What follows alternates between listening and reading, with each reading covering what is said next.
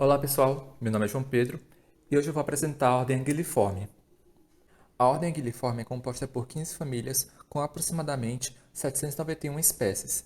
Essa ordem corresponde às enguias, moreias e os congros. Além disso, os anguilliformes pertencem à classe Actinopterygii, dos peixes com nadadeiras suportadas por raios ou lepidotríqueas. Quanto à morfologia, esses peixes possuem um corpo alongado e cilíndrico, com escamas diminutas. O tamanho dos adultos varia de cerca de 10 centímetros a 3,5 metros. Eles não possuem nadadeiras pélvicas e muitas espécies também não possuem nadadeiras peitorais. As barbatanas dorsal e anal fundem-se com a barbatana caudal, formando uma única fita ao longo de uma grande parte do comprimento do corpo do animal. O seu maxilar inferior também é ligeiramente proeminente e os dentes são pequenos e estão dispostos em várias filas nas maxilas e palato.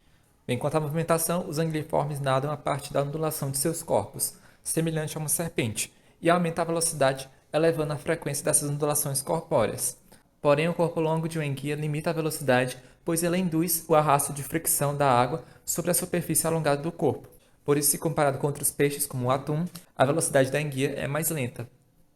Como a gente pode ver nessas fotos, as espécies anguilliformes têm uma coloração bastante ampla, que varia de preto ou cinza escuro em espécies de águas profundas, a cores ricas e padrões complexos em espécies de recifes tropicais.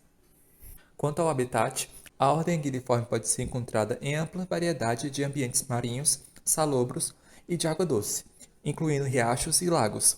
A maioria é encontrada em aberturas de recifes de coral e rochas, ou enterradas em substratos macios. Além disso, grande parte são noturnas, portanto, dificilmente são vistas.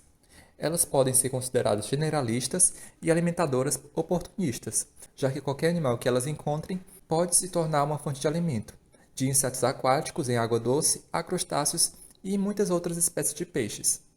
As enguias possuem uma das histórias de vida mais incomuns entre os peixes. A anguila rostrata, também conhecida popularmente como enguia americana, e a anguila anguila, a anguia europeia, depois de cerca de 10 a 12 anos de vida em rios, lagos e até mesmo poças, as enguias catádromas vão para o mar para se reproduzir. As enguias da América do Norte e da Europa migram para o Mar de Sargasso, que é uma área de água oceânica morna. Nesse local, as enguias se reproduzem e morrem. Os ovos e as larvas recém-eclodidas, que são chamadas de leptocéfalos, sobem à superfície e se dispersam através das correntes. A vida larval continua até que as larvas atinjam as margens do continente, onde se transformam em enguias miniaturas e sobem os rios, para se alimentarem e para crescerem. Como o Mar de Sargasso é muito mais próximo da costa americana, as larvas de enguia americana completam sua jornada em cerca de apenas um ano, comparado aos 3 anos que levam as larvas da enguia europeia. Os machos, tipicamente, permanecem em água salobre de rios costeiros, enquanto que as fêmeas migram rio acima. Depois de 6 a 15 anos de crescimento, as fêmeas, já com cerca de 1 metro de comprimento, retornam para o oceano para se unirem aos machos menores, para a reprodução no Mar de Sargassos. Quanto à distribuição dos anguilliformes, podemos perceber que há uma grande concentração de espécies ao norte do Oceano Atlântico, enquanto que na porção sul há uma menor riqueza de espécies. Outra região que há uma grande concentração de anguilliformes é nessa região próxima à Oceania e parte da Ásia. Aqui podemos ter uma visão geral da distribuição desses peixes a nível mundial.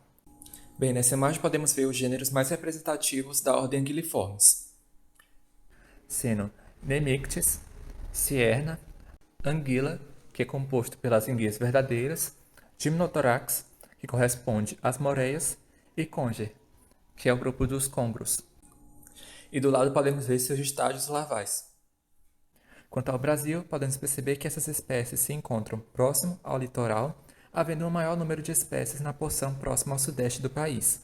E os principais gêneros encontrados aqui no Brasil são Enchelicory, Ophisthus, Gymnothorax, Cynaphobrancos e Muraena.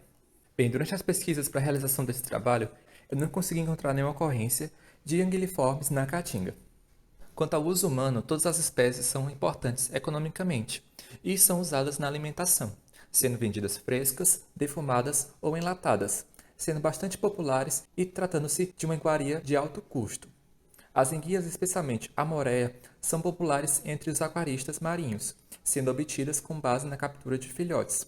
Uma curiosidade interessante é que o couro de enguia, que é altamente valorizado, não vem de enguias, mas de peixes-bruxas do Pacífico, que também é conhecido como enguia viscosa. Uma situação engraçada que aconteceu foi que eu escolhi o grupo Anguilliforme justamente para falar sobre a eletricidade das enguias elétricas.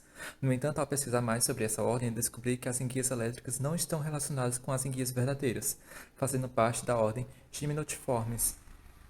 Porém, eu acabei descobrindo algumas peculiaridades sobre os anguilliformes, como o fato de nunca ninguém ter conseguido acompanhar totalmente o processo de reprodução das enguias, desde o século XX. Essa dificuldade se dá devido às fortes correntes no mar de Sargasso e à grande quantidade de algas que existe no local, dificultando a confirmação das teorias. Bem, aqui eu finalizo a apresentação, aqui estão as referências e agradeço a atenção de todos.